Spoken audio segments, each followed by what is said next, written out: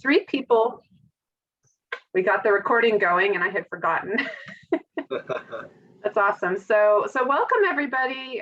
This is our Italian themed cooking night that ARASH and I had planned on doing. And thank you for joining us. Yeah, welcome everyone. And we know it probably looks a little bit different, so let's just address the elephant in the room. In case you didn't already know or haven't heard the news on our end, Franklin Ellier, our co-founder of NorCal SCI, passed away suddenly 2 weeks ago from a heart attack, and he is no longer with us, unfortunately. If you all have joined before, you know he was the wonderful greeting person, and for these for these particular cooking sessions. But in case you didn't know, he was, like I said, the co-founder of NorCal SCI. He drove pretty much everything in the organization. We cannot begin to express how big of a loss this is for our community, for spinal cord injury in particular here in Northern California. So we miss him. He's in our hearts. I think Shelley and I are going to struggle to make it through tonight without totally losing it, because we really, really do miss him so much. So bear with us. Shelley and I are co-hosting. Obviously, I'll be doing a lot of the cooking, so Shelley will do the keeping an eye on the chat for questions. Everything else stays the same. Please do ask questions as we go, and we will make it happen. So all right, Arash, I changed my mind. Tell everybody about yourself and then I'll talk about me. Okay, for the intro thing, I'll keep it brief. Franklin did that intro a million times. I'll just keep it really simple. I had a spinal cord injury in 2012, C5, C6. In the meantime, since then, I've been able to find ways to enjoy many of the same passions I used to before my injury, and some new ones. I love to cook. I love to eat. I love to garden and grow food. I love to travel, and I have 2 young children and a lovely wife who is our camera lady. And I love to cook and share these sessions with you all. It makes me really, really happy. So I'll keep it really brief. That was perfect. I've been working with NorCal, since before NorCal existed, so 8 or 9 years. Started off in the acute spinal rehab center at Valley Med, and that's where I met Franklin, who became kind of like a little mentor to me and guided the path of my career. Got my bachelor's in nutrition at San Jose State, and he used to say alma mater, like that was his alma mater. And then I got a master's in public health at University of New England after that. But I've been pretty much working with the population for 9 years this year. And it's been the most rewarding career I could ever imagine. I also do a lot of GI work. So I specialize in GI at Valley Med as well. I do research. I'm obsessed with food. Arash and I started talking roughly just over 2 years ago, and it's been like the perfect partnership for spreading the awareness of how important nutrition is for those with spinal cord injuries. So our work continues. It's a sad time right now, but we are doing this in Franklin's name, and we are going to carry forth and spread the word about how important nutrition is. So that's what we're doing. Well said, Shelley. Well said. Yeah. Well, let's transition to the cooking. We're excited to have you all here. Tonight's theme is Italian. Theme and cuisine, I think most everyone has some kind of experience with, one way or the other. I'll just share, it's tough. This was a tough one for me to plan a menu because there's so many things, and so many things I already make. There's pastas, there's lasagna I make regularly, there's all kinds of things, and I was like, what do I do? How do I, and there's some things that just are hard to do in less than an hour, and that's just the way it is. But anyway, so I tried to pick a couple different things. I also got some feedback from our SCI Boston group that has a weekly Zoom call that I've been a part of now for over a year, and they've been wonderful. They join some of the people on those calls join these frequently, and I said, hey guys, what do you think? And a few people have said eggplant. We want to know about eggplant. And that's like something we've actually heard on our previous sessions as well, as people want to know about eggplant. So I picked one dish that we're going to make tonight is a Sicilian pasta dish called pasta alla Norma. And it's an eggplant pasta, very simple, but also a little unique, and a couple of interesting twists. And then we're going to make a really simple polenta, kind of polenta toast with a really yummy topping on top. Again, another thing. So we're going to go Sicilian, so Sicily, the very south of Italy, island in the Mediterranean. Polenta is traditionally in the north of Italy and more in the northern parts of the country, closer to the German and Austrian border. And then we're going to go right in the middle with a dish that's on so many menus throughout the US that you've probably all seen. Sadly, it's always mispronounced. It's called bruschetta. People say bruschetta. It's actually bruschetta. I'm not a stickler about naming things right, but that one always does kind of get to me. So if you want to say it right, call it bruschetta. If you don't care, keep calling it whatever you want. It's okay. But that's a guilty. Tuscan. Yeah, I was gonna correct you earlier, but I'm like, no, he probably knows something you don't know for sure. Yeah, and this is fun for me because I lived in Italy and worked there for a couple of stints of over a few years, and was there for a few months at a time. And so I learned a lot, and obviously being into food, it was a wonderful place to be. So some of what I share are kind of hopefully like kind of insider secrets, but getting to that, I've got to get a couple of things going right away. I've already done a lot of prep, but I do need to get a couple of things going right now. So I'll just kind of start that process, and then obviously, as we always do, Shelley, you can jump in and help me with the nutrition. I'll just say one interesting thing about Italian cuisine is that Italians have a lot of rules when it comes to eating and food. And it's one of the reasons the cuisine is so great, because without some of those things, they wouldn't have come up with really wonderful dishes. But it's fun to kind of like be aware of that and also kind of like politely dismiss some of that. So there's rules such as you never mix fish and cheese. So in Italy, if you're having a fish pasta, a shrimp pasta, you never put Parmesan on top. It's just like a way you do it. People don't drink cappuccinos after noon, basically. They just milk and coffee. Milk is a morning thing. You don't drink cappuccino. They switch to espresso afternoon, just straight. Just that espresso. Yeah. Interesting. Just espresso. So there's a lot of rules and things. It's interesting to know. But and it's such a wonderful country. I was going to say complex cuisine from all over. Every different province has its own thing. So we can't cover it all. We're going to jump right into it. Let's start with the eggplant. What do I got here? Okay. I have an eggplant that I took, just a normal black eggplant that you get at the store. And all I did was I peeled it, I diced it up into these cubes about 1 inch, and then I sprinkled a little salt over it, and I put it in a strainer, and I just let it sit. And what happens is the salt draws out the moisture and gets rid of some of the liquid that's in eggplant. And one thing that makes eggplant tricky, and maybe a reason why a lot of people say they don't like eggplant, is because they just haven't had it cooked right.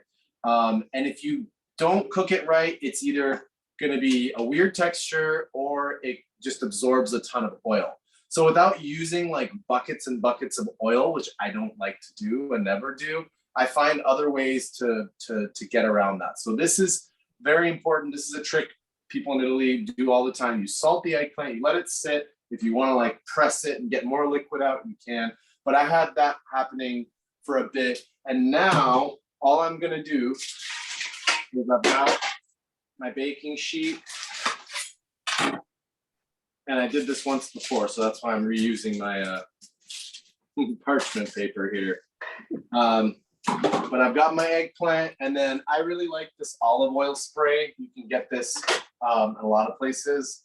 You can obviously use another oil spray, but olive oil, because we're doing Italian cooking. And as you know, me and Shelley aren't big on using a ton of oil for obvious reasons, but you do need just a little bit more than usual for this. So I just gave it a quick spray. I wanted every piece coated with oil. I've got my oven at 400 degrees. I'm going to pop this in. and let that go for a bit.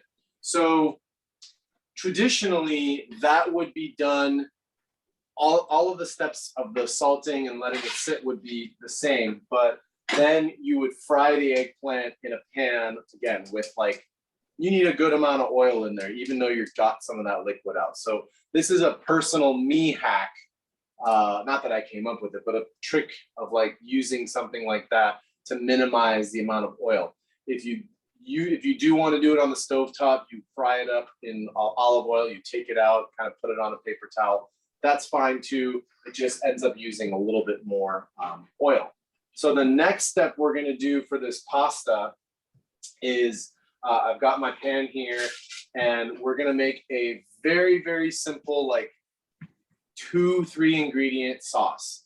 And so I've got my pan warming up. I've got a bunch of garlic, and I'm going to saute the garlic in some olive oil in here. And I'm going to add a can of crushed tomatoes. This is a big can. And just a little bit of salt and pepper, maybe a few chili flakes, but that's it. And that's going to be my sauce for the pasta. So I want to get that going because I want that to kind of cook for a little bit so that by the time the eggplant's done, we're putting everything together, everything tastes good. So I'm going to get that going, pass it back to Shelley to take it where she wants. All right. So I did a little write-up on eggplant, just because I knew it was going to be featured, and it's something that we haven't talked about yet. They come in different shapes, sizes, colors, all that. But the widely traditionally used one is the one that ARASH is using there. It's like a deep purple color, really pretty. Eggplants are really high in fiber, copper, manganese, B6, thiamine, lots of vitamins and minerals. Actually, they're really packed with antioxidants, and antioxidants help prevent and slow damage to cells caused by free radicals. Free radicals are unstable molecules that your body produces as a reaction to environmental or other pressures, that kind of thing. So antioxidants are basically colorful fruits and vegetables. It's in all those plants. Get a wide variety of them. They're protective, heart protective, cancer protective. So just keep it varied in your diet, and you should be getting plenty of antioxidants. And a cup of eggplant only has about 35 calories. So it's like a really low calorie, nutrient dense food that you can add to your diet that will just kind of bring some extra health. Since he's still going, I decided I wanted to take this opportunity, since we are talking about Italian cuisine, to like cover the Mediterranean diet in general, since this is something that a lot of people are curious about. So I just want to talk about that region and why it's so important to overall health. There's 21 countries in the Mediterranean region. The diet followed by the people in the region has been studied extensively for many, many, many years because of its positive impact on heart health specifically. And stop me anytime, but that looks really good so far. Was that garlic? Just garlic and olive oil, and then this full can of crushed tomatoes. Awesome. So even though we're just now seeing more research with regards to nutrition for spinal cord injury, and thankfully we're seeing more and more and more research, it's recent studies looking at long-term health in those with SCI have found conclusive evidence that the #1 cause of death is cardiovascular disease. And this is why ARASH and I constantly advocate for a plant-based diet, and a Mediterranean diet would be considered a plant-based diet. So if you're curious about the diet and where it falls within the context of fad diets out there, the Mediterranean diet, with all of its sound scientific evidence and long-term studies, has continuously been ranked #1 by the US News and World Report, which is a really important thing to know. It's been ranked for, I think, the last 5 years straight. And the reason why is because of its many health benefits, most notably, like I said, the protection from heart disease and cancer, and the impact on weight regulation that is so important when it comes to diet. Stop me anytime you want to add anything, Arash. Keep going, you're good. So the dishes that he's preparing today fall soundly within the parameters of a Mediterranean diet. The diet's rich in, with the exception of tonight, generally the diet of Mediterranean region is rich in fish, nuts, plant oils like olive oil, fruits and vegetables. And all of these foods, when consumed regularly, help lower inflammation in the body, improve blood vessel function, reduce the risk for metabolic syndrome and diabetes, and all of that together can keep your heart healthy and your cognitive function strong. So thinking, memory, that kind of thing. There are many, many scientific studies that back it up. The diet is heavy on plants, things that grow in the ground, on trees and bushes. It is light on fish, poultry, and dairy. In a perfect example of using small amounts of cheese, and like he's doing tonight, he's going to use a little bit for flavor, but it's not a prominent feature in the Mediterranean diet. Plant-based doesn't mean vegan at all. It just means that I'd say 90% of your food comes from plants of some form or another, and a variety of them. And the other 10 is what I would call life. So where grandma's cheesecake, your cousin's famous barbecue chicken, like all that falls in the 10%. So it doesn't have to be something that you need to be super strict about. May I jump in? Jump in. All right. So this is getting going. I just said it's just tomato sauce, crushed tomatoes and garlic. That's it.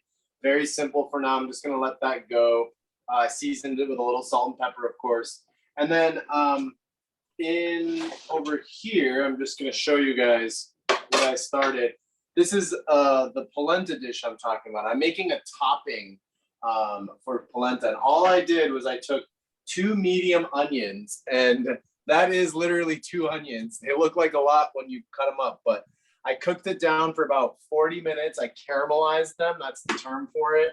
And caramelizing just means you cook it long enough so that the natural sugars from that product, vegetable, caramelize and they turn brown. And that's how you have this beautiful, nice color. And so I did this ahead of time because the other items in this do not need that much cooking. I wanted those onions to caramelize like that. So now in that dish, I'm just going to put, it's going to be a mushroom and pine nut and caramelized onion topping. So I am going to put mushrooms in. These are pine nuts. If you've never seen them, they're a little nut or seed or whatever that come from literally a pine cone. They do. They're kind of pricey, so you don't need a lot. You know, if you can get some, you know, get a little bit, have them on hand. You usually don't need to use a ton. I'm going to add these right now into that pan that had my caramelized onions with a little bit of vegetable stock, just to get that going. And then the other ingredient that very, very classic pairing in Italian cuisine is sage, mushrooms and sage. Very, very commonly go together. So you'll see that a lot. And again, we're kind of jumping from north to south, and the cuisines of the regions of Italy, they could not be more different. In the north, it's a lot more, it's a little richer, it's polenta, it's you know, kind of more dairy, more butter, more, the sauces are totally different. And then as you go south through the country, there's more tomatoes, there's more produce. In the south, they eat more chili peppers, not the You're spicy. going away from France, right? That's right. That's right. The so it's farther really you cool go from because France, the less butter and cream. that's right, and that's how it is. And so it's super fascinating to see. So this combo that I'm doing of like mushrooms, sage, caramelized onions, that's like north Italy, near the French, German, Austrian border. Those kinds of flavors. But I did just want to show you for sage. I think I've talked about this before. I just picked these. I have them in the garden. Sage is beautiful. You don't need a ton of it. This is about 7 or 8 leaves. It's kind of a lot, but I don't mind the flavor. So I just kind of stack them up and chop them up. And sage is a kind of a tougher herb, so you don't want to add it at the very, very end. You want to add it while it's cooking with this other stuff. And I've got my vegetable stock here as well. And I'm just going to add that to the pan and kind of let that cook for a bit. And then that's going to be my topping for my polenta. And just come over here and I'll show you the polenta and then pass it back to you, Shelley. Polenta is just a form of corn. And in fact, it's really interesting. Polenta and grits, which is something from the southern US, are basically the same thing. So if you are wanting to make a polenta dish and you can't find it, but you can find grits, use grits. It's the same thing. It's like ground up corn. So I really like these tubes of polenta. Polenta oftentimes can be like a mashed potato type texture, you know, kind of mushy and creamy, really yummy. You can like eat it alongside something with like sauce or whatever. But I like this polenta in a tube because it gives me a little more flexibility. It's organic. I get this at Trader Joe's. Yes, it's very inexpensive. So it goes a long way. And all I do is I just, before I even take the plastic off, I make one cut and then it kind of helps me get the plastic off. And then all I'm gonna do, I guess you could say this is kind of like an appetizer, is I'm gonna cut this into like rings about 3/4 of an inch thick. So I'll just do. Have you made polenta from scratch? It's really time consuming, kind of like risotto. Yeah, you know, yeah, it is a little bit. I've only done it once or twice. I actually don't have a ton of experience cooking polenta from Me scratch. neither. But I like it, and it's really tasty, and I really like this version of it. So basically, this holds together. It's kind of like a piece of bread. But all I'm gonna do later is toast that up and then top it with that. So my eggplants are cooking. My polenta is cut up. I'm gonna put it to the side. It's not quite ready to toast yet. And then I'm gonna move to the next dish, but I'll give you a moment, Shelley, to continue with your thoughts. Okay, yeah, I'm back to the Mediterranean diet. I'm really hammering this one home today.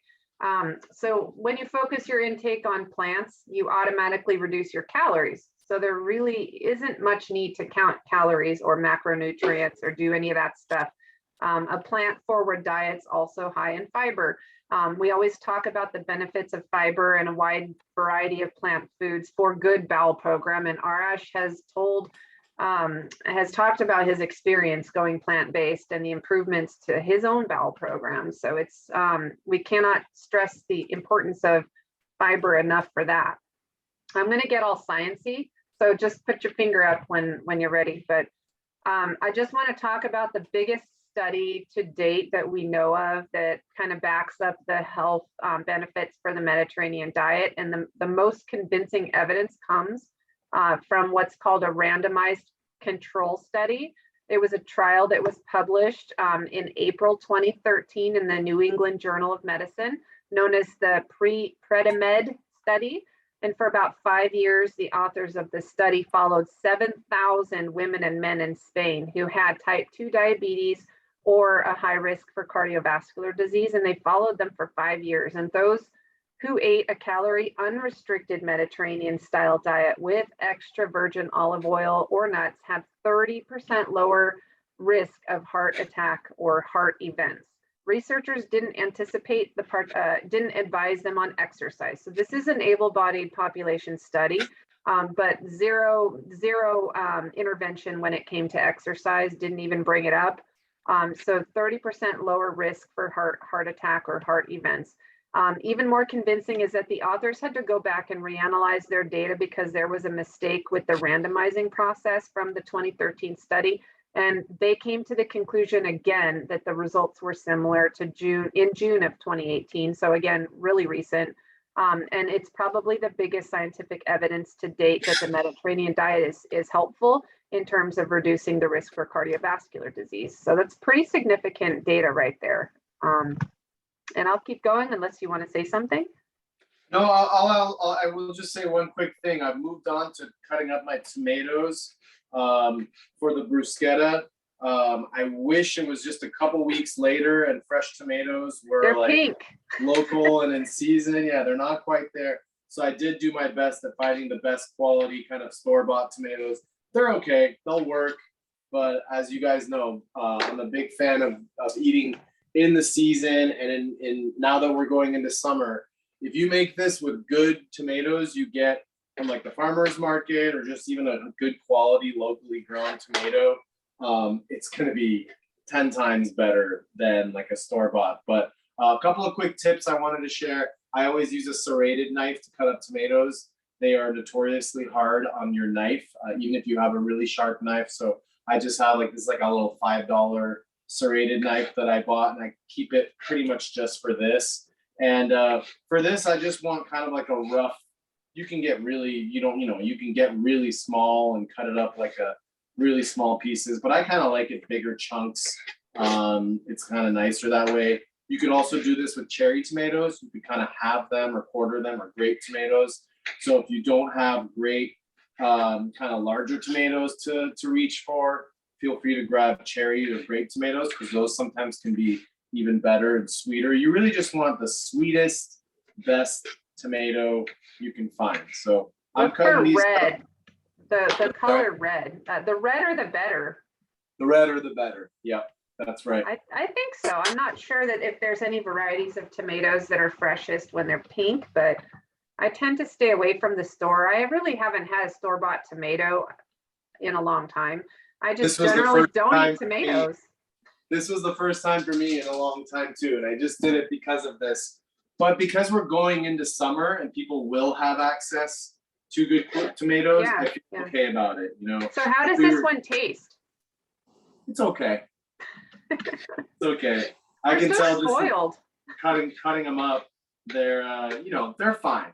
They're fine. It might just need a little extra seasoning. So I'm gonna just prep these a little bit more and do the bruschetta while I keep an eye on everything else. But Shelley, please continue. Looks good. That looks good.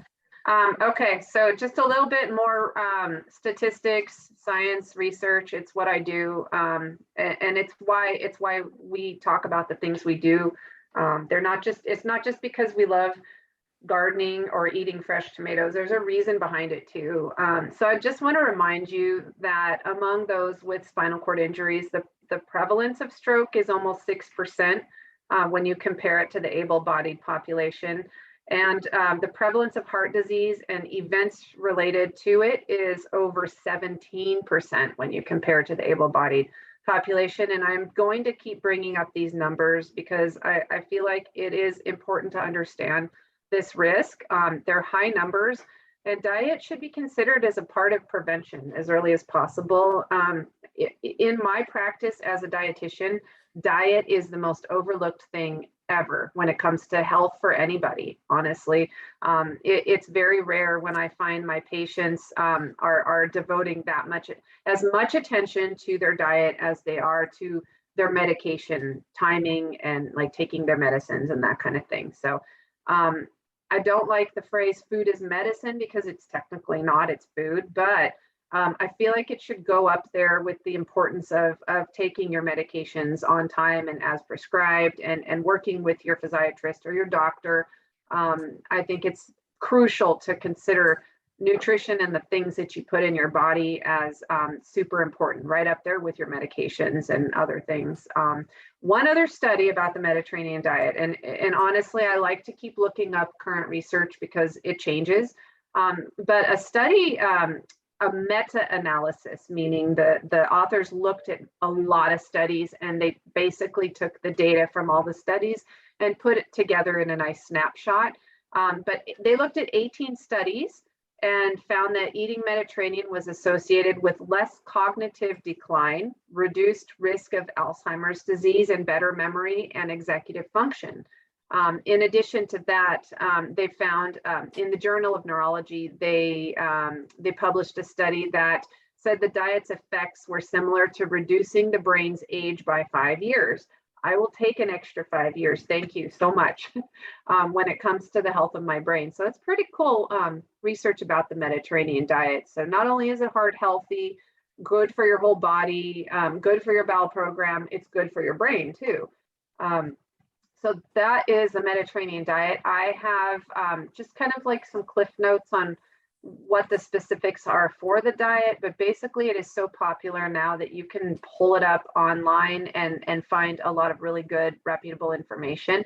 And what did you just do there with your eggplant? Yeah, so all I did is, it had been about 15, 20 minutes. I just took a peek at it, and because I wanted to evenly cook, I just kind of moved around the eggplant, flipped them over a little bit, gave them another little spray of that olive oil. And again, that's a nice way to get the eggplant coated with the oil, because if you don't, then they kind of dry out. But if you're just using like olive oil from a bottle, you'll use so much more to cover it. So I just gave it another quick spray, put it back in. It'll probably be ready just in time in about 10 minutes. And then my mushrooms and caramelized onions are looking real nice. Nice. Kind of want it a little bit saucy, but you know, a little bit dry. So as you saw in there, I just have the sage, mushrooms, and I didn't actually add any garlic. I was going to, but you know, I'll just kind of keep it off for now, just in case. Are you letting the juices evaporate now? What's that? Are you letting the juice evaporate? Yeah, I'm kind of balancing it. They got a little dry, so I added a little bit of pasta water, giving a little moisture again. But I wanted to have a little bit of moisture, but not too much. So, and my sauce here is just kind of bubbling away. That's fine. Again, that's just a very simple sauce. Not much else. And now, oh, I know what I need to do. I'm going to toast my bread right in here as well for the bruschetta. And then I'm going to show you one other thing for the bruschetta. So I've got my tomatoes. All I did was chop them up. I gave them a pinch of salt because, again, you do want the tomatoes to release some of their juices. For this particular dish, you want all of this lovely liquid of the tomatoes. That's just the tomatoes' natural juices. But again, especially if you're using a high quality tomato, it's going to be fantastic. It's so good. So you want all that stuff. The beauty of so much Italian cooking, I'm sure people have heard this a million times, is it's generally, and I don't want to summarize the whole cuisine, but it's generally pretty straightforward and simple. It is more about using high quality ingredients. So find good tomatoes, use really good olive oil. You know, whatever it is you're making, use the good product, and you don't need to do that much to it. That's one of my biggest interests in Italian cooking, is it's not like 22 ingredients in a sauce, you know, like classic French cooking where you need to add the cream and it has to split and this. It's just like, hey, if you do it generally right, it's going to turn out well. So I added some fresh garlic. I love garlic. I added probably about 2 or 3 cloves, but this is to your taste. And it is raw garlic, and it is going to give you that raw garlic flavor. So if you don't like that, adjust accordingly. But traditionally in Tuscany, where I used to spend the most time in Italy, they like garlic. This is meant to be a garlicky dish because there's not a lot else in there. So I have my tomatoes, a little salt and pepper. I drizzled about a tablespoon of olive oil in, 3 cloves of garlic. I'm just letting that sit and marinate before I add 2 more ingredients. One is just some fresh basil. And I want to show you guys a little trick. If this was Tuscany, this is what they would do with the basil. They would just rip it up with their hands, nothing fancy, big pieces, little pieces, no biggie, doesn't matter, you know. No chopping, huh? They just throw it in there. They just throw it in. That's I like this inside information, this intel. Thank you. This is just a lot of how, you know, just simple cooking is, especially in a place like Tuscany where the ingredients are very straightforward. There aren't a lot of different things, but the food is so good in Tuscany. So let me show you another thing for those of you who want to step it up a little. You take your basil leaves, you stack them up on each other. So I have like maybe 10 leaves there. Doesn't have to be perfect. You stack them up and then you roll them up like a cigar or another item that can be smoked. You grab a knife. And so now you've got this rolled up stack of basil, and then you take your knife and you cut little thin shreds. And there is a culinary term for this. This is something in French cooking, they call it a chiffonade. And then you've got these nice little like pretty strands of basil. You can do that with anything. Is this from your garden yet? Not yet. Yes? Not yet. No. Not yet. Yeah. Not yet. So I'm going to add some of those as well. Ours grows, and then I blow the whole thing on pesto sauce, and then we have to grow a whole thing again. Yeah. Well, there's so many great, and pestos. I thought about making like an alternative kind of pesto. Man, there's just so much to do. So look at that. This is beautiful. This could be it right now for bruschetta. This could, honestly, when I make it, if I have good tomatoes, I might not do anything else. I might not add anything else. But I do like a little bit of acid, especially with these tomatoes that are kind of average. So I had a friend who gave me some really nice balsamic vinegar from Italy. This is like a step up from the stuff you get in the store. It's a little thicker, a little syrupier. So I'm gonna add a little bit of that because I have it. If you don't, you can add a little bit of red wine vinegar, a little bit of normal balsamic. I would steer clear from rice vinegar or apple cider. It's gonna change the taste a little too much. Stick with something simple, red wine vinegar, balsamic, maybe champagne vinegar. But is that infused with anything? No, it's not infused. It's just balsamic. Nice. It's just a little like syrupy. It's kind of got more of like a maple syrup texture than like a liquidy. But that is gonna make this super, super good. So that's looking real nice. And the longer this kind of sits in its own juices, the better it's gonna taste. So I'm gonna grab my toasts out. I'm gonna get a couple other things going and pass it back to you, Shelley. Okay, so I'm gonna just go back to olive oil now. I want to talk a little bit about that. Olives and olive oil are, like Arash said, huge in Italian cooking and in the Mediterranean region in general. Olive oil is a staple for a reason.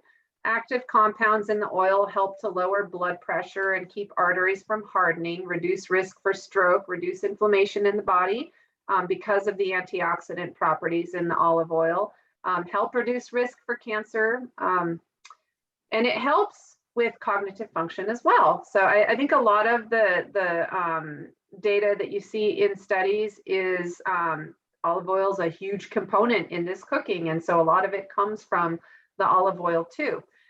It's made from grinding or pressing whole olives and collecting the oil that seeps out. 3 types of oil: extra virgin, virgin, and refined olive oil. Refined olive oil is the most processed oil of the 3, so you probably want to stay away from that. Extra virgin olive oil has the least amount of processing and it retains more of the nutrition than the other 2. So it's the gold standard when you want to use a quality olive oil. Olives are made from extraction and pressing from the needs I was going to go into oil in general, but I think I'll just stick with olive oil right now. What about organic? So honestly, is it necessary? It's up to you, but olive trees are usually pretty hardy and resilient.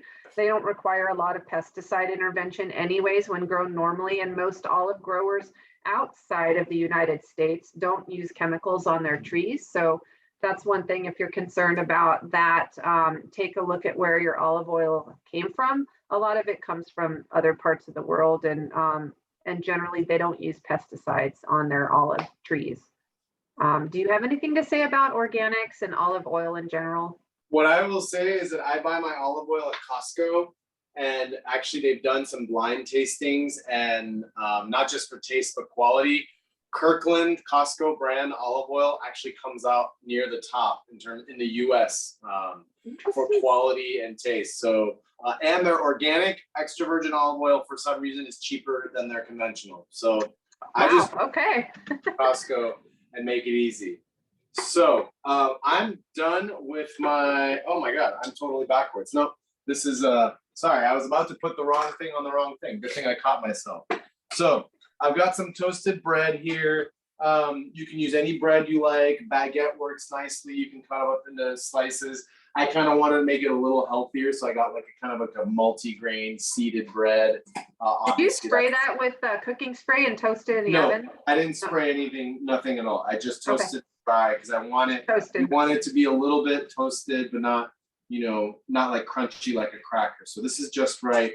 And then all I'm gonna do is just spoon that on top. And to me, this is summer. Like to me, like the flavors of summer. It's like olive oil, tomatoes, juices, soaking into bread, and like. And I'm an avid baker, bread baker. I make my own bread like multiple times during the week, and I cannot wait for our tomatoes now. I'm looking at this and it's like, whoo. And you guys saw it. It's so simple. Easy. Yeah. So there's our appetizer of bruschetta, ready to go. Gorgeous. Wow. So I'm gonna set that aside. And when my lovely wife takes a break, she can have a bite of that. And then let's go back real quick to just where I'm at with everything else. I'm toasting the polenta in the oven. Those I did give a quick spray of olive oil, not a lot, but I did spray those and then put them in the oven. And I'm gonna top them with this mixture. And then my sauce, my 2-ingredient sauce that you guys saw, is looking real nice. And I talked about this during our last session because I made a pasta, but one of the secrets to like Italian cooking is pasta water. So whenever you are cooking pasta, keep some of the water, because right now I'm like, yeah, the sauce is good, but I'm gonna give it a little splash of that. And this water has some of the starch from the pasta. It has a little bit of the salt from when I salted it for the pasta. And it's just such a great ingredient to have on hand. Earlier, when my mushroom mixture was looking a little dry, I added a splash of pasta water to it because I didn't have any more vegetable stock. So that's a perfectly fine way to use it. So this is bubbling away. I pre-cooked my pasta ahead of time. So when this comes together, it'll happen real fast. So I'll just kind of keep an eye on all this and pass it back to you for a moment. Okay. I got a good question. So Pamela wants to know how much bread I eat and what kind of bread I make and what's the healthiest bread. Those are fantastic questions. So in the context of the Mediterranean diet, the whole grain bread, basically you want whole wheat. When I make bread, I do roughly 75% whole wheat and then the other 25% white. It just makes for a really nice bread that I can use for sandwiches, for bruschetta if I want to, for toast, for croutons when it gets stale. I usually eat bread, once or twice a day, but whole grain is very important because it retains a lot of the nutrition than white bread. White bread is really refined and they remove the bran and the germ out of there, and the bran and the germ have all of the B vitamins and all of the nutrients that you really need. So you want to stay with a high fiber whole grain bread. And I mean, you can have bread with breakfast, you can have bread with dinner. How much bread, would I recommend? Just some here or there, but we would rather you eat more vegetables and fruits and include whole grain bread with your brown rice and your whole grain pasta, quinoa, just kind of like mix up your grains. It fits perfectly right in there with a mix of grains. And I don't know, I love making bread. I make it the old fashioned way. So I do sourdough. Sourdough bread is a form of fermentation. It's a little easier on the gut to digest. So I prefer sourdough, but a whole grain variety of sourdough. Or whole wheat tortilla. So is whole wheat tortilla okay to eat? Does it have much fat in it? Generally, no. Whole wheat tortillas are great. Just have them along with whatever you're eating, and just try not to eat too many of them. But yeah, whole wheat tortilla, that's a good option too. You could use that for a variety of things to kind of hold, like eggs, vegetables. I don't know, what do you use tortillas for, Arash? Mostly just for like Mexican food or for like wraps sometimes. Like yeah. I make like a chicken salad without the chicken, using jackfruit, and I'll use that sometimes. But it really depends, because some tortillas, like the big ones, are good for like rolling and folding, and some break. So you kind of have to be aware of that. Whole wheat is tricky. I know that. Warming it up helps a little bit with pliability if you're going to use it to wrap something in. I don't eat tortillas too often. I'm a little spoiled. I make fresh bread, and I usually have some with one meal a day or so. I really enjoy it. Do you eat a lot of bread? What kind of bread do you like? I love bread. I don't eat a ton of it. I mean, I do, but like if I had that bread you're making, I'd have it all the time. But I have a serving every day, I'll be honest. Yeah, I like bread. I like baguettes. From when I get like a nice loaf, I'll definitely enjoy it. But it's one of those things, like I don't just have it all the time. And then like a whole wheat bread for some toast or something. But I don't eat breakfast, so that's kind of less appealing too. So yeah, but I'm a big bread fan. I got no problems with gluten. So Yeah. to pivot a little bit away from the bread to the polenta. So let me show you guys. Look at how beautiful. Let me move that out of the way. So these are my little rounds of polenta. And I don't want them to break. So I'm going to just carefully put them on this plate. And these I just toasted in the same oven for just about 2-3 minutes on each side. And now I've got my little mushroom mixture. And look at how pretty that is. My caramelized onion, pine nuts, and mushroom. And then we're just gonna throw some of that right on top. Now that looks like a really fancy meal at a restaurant. Doesn't it? It does. All And you you need all is a saw sprig of those. something, a sprig of sage on top of it. And Well, we're getting there. We're getting there. So I got that here. I got my mushrooms, and then I got a little fresh parsley. I'm gonna sprinkle that parsley and mushrooms, another classic combo. And then a little bit, since we're in Italy, a little bit of fresh grated Parmesan. And while the food's still hot, that's gonna like start to melt. You could even like do this and then put it back in the oven for a few more minutes if you really wanted. But guys, how much cheese I put on, it's like a quarter of an ounce. It's minuscule. So it's this a is hard where cheese. It's got a lot of flavor. it's You don't a hard need much. cheese, and Parmesan is just one of those things I refuse to give up. And in this quantity, that's what it is. So look at that. That's dish number beautiful. Toasted polenta with our Northern Italian mushroom, sage, pine nut, Parmesan, Wow. parsley. That's done. Let's put that aside, and then now I can just focus solely on my pasta. So I'm gonna clear some things, pass it back to you, and we're getting ready to finish our dish here. I am super drooling here. I want to mention something about smoke point because we were talking about oil a little bit. So I always bring this up because it's really important to know. Certain oils are really better for high temperature cooking, and certain oils are just better for drizzling. Smoke point is something to consider when cooking with oil. It means that this is the temperature where the oil stops shimmering and it starts to smoke. People also call it the burning point. Smoke's a sign that the oil is breaking down, and it can cause undesired flavors, but it also can form those free radicals that I mentioned earlier that can harm the body. They're oxygen containing molecules with an uneven amount of electrons, so they react with other molecules, and this can cause large chemical reactions in your body called oxidation, which can lead to disease. Which is why we are talking about lots of color, lots of plants, and that kind of thing to protect. But smoke point. So the highest heat cooking oils that I have here on this list, avocado oil is pretty high. So if you're gonna stir fry, that kind of thing, like hot heat, avocado would be good. We're talking about olive oil. Generally, you want low heat, a low time, extra virgin olive oil.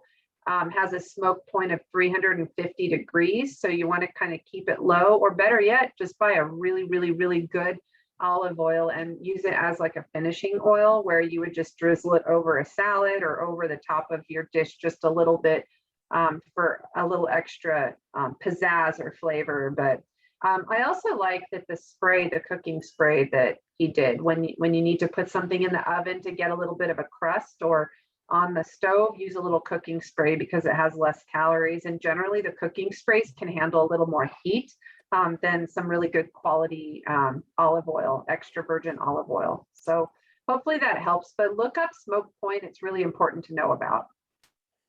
Perfect timing. So we are ready to finish off our pasta in just a moment. I remembered a couple quick notes I wanted to share with you over here. If you're storing herbs, like fresh basil, the best way to do it is in a little glass of water. Keeps it fresh. So I'm going to use most of this, but if you were keeping this in the fridge, throw a bag, like a plastic bag over it, and then just put the whole glass with the water into the fridge, and it'll keep a lot longer. Depending on your fridge, you might not have to do the plastic. My fridge tends to dry things out, so that's why I do that. And I did the same thing over here with parsley. So just a good note to have. You could keep those on the counter if you wanted, whatever. So we are about to finish our pasta. For this dish, you can use any pasta you like. I prefer a short pasta than like a long like spaghetti or something. I just think it works better with like the chunks of eggplant. But do not let your selection of pasta limit you. I'm using one called casarecci. These are kind of like a little corkscrew. I think I got this at Costco too. They sell like a bundle of organic pasta. This is one of them. So I cooked this a little bit ahead of time. Important point, because I'm going to finish cooking the pasta in the sauce itself, definitely try to cook the pasta a little bit less. In Italy, they say al dente. So definitely go under more than over. You don't want mushy pasta. So I took this out probably about 2 minutes before it was ready because I know it's going to cook in the sauce. If I was eating this right now, I'm actually kind of okay with it. In Italy, they eat their pasta very al dente, very, very like firm. But this is kind of just right. So I'm going to basically, this is my eggplant. I did another eggplant ahead of time. So this is 2 eggplants worth. And now you see how beautiful it is. And the beauty of like my trick of doing it in the oven is if it's got some spots that maybe are still a little tiny bit uncooked, doesn't matter because this is what we're going to do. We're just going to dump it into the sauce. And then we're going to take our pasta and dump that into the sauce. I think the amounts will work out just right. I'm just going to hold back a little bit of pasta just in case so I don't have it off too much. And then now, move this over, crank up the heat. And we are nearly there. So the beauty of so many pastas in Italy from north to south, doesn't matter what region you eat them in, is that they're often finished like this. Everything kind of comes together in a pot and cooks together. So it's less of like the Italian American thing you've seen in movies where you have a big thing of pasta and a big thing of sauce and everyone ladles a bunch. This is generally how pastas are made. And you kind of mix everything in. And then we've got a couple of final ingredients. So I'm going to let that see. And right now, this is where I have my pasta water because my pasta just absorbed all that sauce and there's not a lot of liquid. And I kind of want this to bubble for a couple more minutes. So I used most of it, but I'm going to dump the last bit of that in there. And that's why you want pasta water. It's your friend. And if you don't use it, you just dump it out. It's no big deal. It's water you were going to dump out anyway. But this is our eggplant tomato pasta. And the last thing that makes this dish come together is ricotta cheese. This is the same cheese that goes into lasagna. If you're making lasagna, please use ricotta cheese. Don't use cottage cheese. I don't know what that stuff is. It scares me, frightens me, but use ricotta cheese. This is just like strained ricotta cheese. I got this from the store. You can find it anywhere. So this is kind of how you would see this done. You just take a couple little spoonfuls and you kind of want this to like melt in there so that you have these little kind of pockets of melty ricotta there. So I mean, I used maybe a 1/6 of that container. What are you gonna do with the rest of that container now? Probably make lasagna. I always run out of like, it's just too much. I wish they sold it in a smaller amount. I agree. But then there's a lot of desserts you can make with ricotta as well. So you see that see how this is starting to melt a little.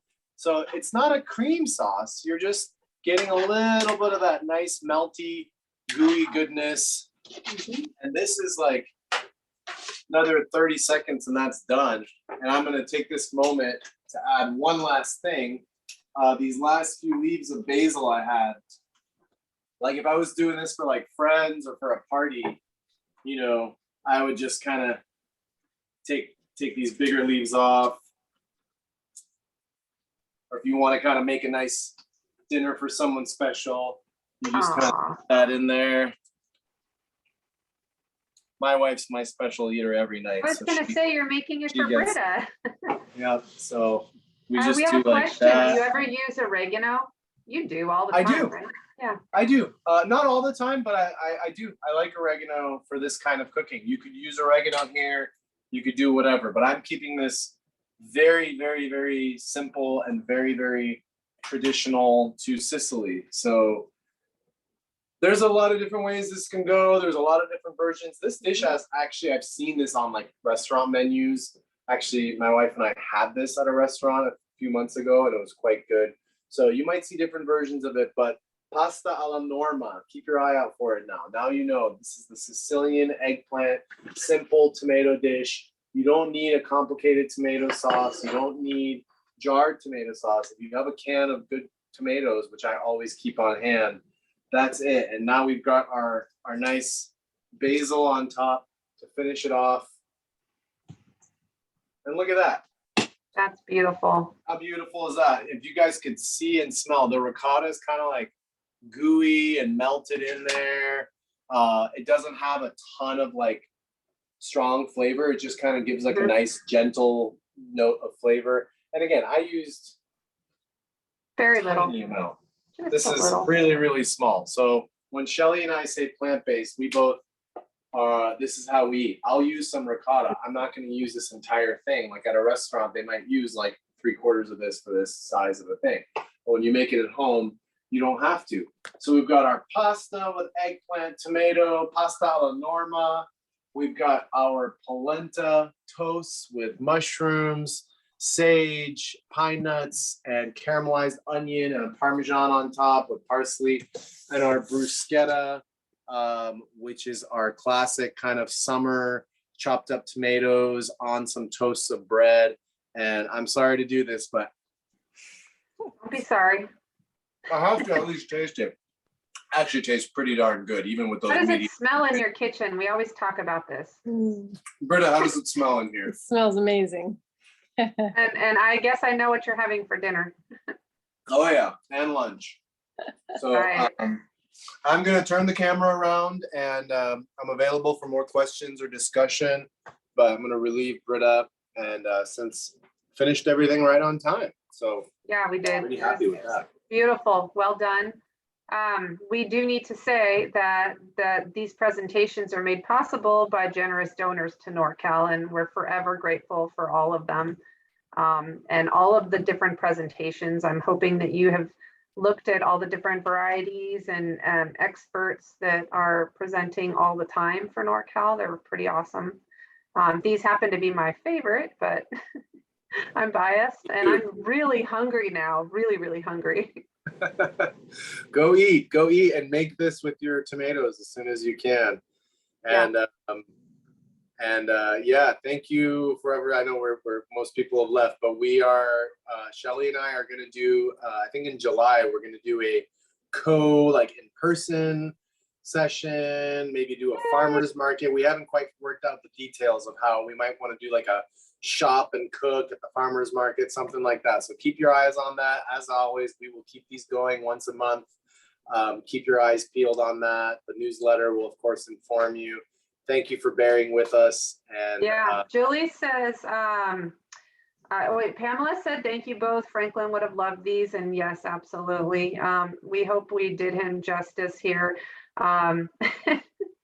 And Julie says she's going to jump into her Learjet and be here in a half an hour.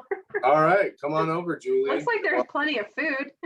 You're welcome. There's plenty of food. And oh yeah, and as always, I will send the recipes out this weekend with the holiday, and I have in-laws. It might take me a couple days, so please bear with us. We also have to figure out how Franklin did that. One of the many things we're trying to figure out. It's a mystery we're going to have to unravel over time. But bear with me. You will get the recipes as always, and the link of the video will go up probably real soon as well. So thank you, everyone. That's all from me. Shelley, any final notes? Nothing. Just make nutrition a very important part of your day. Okay, every day as much as you can.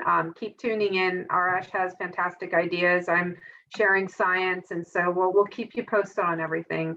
But keep checking us out here.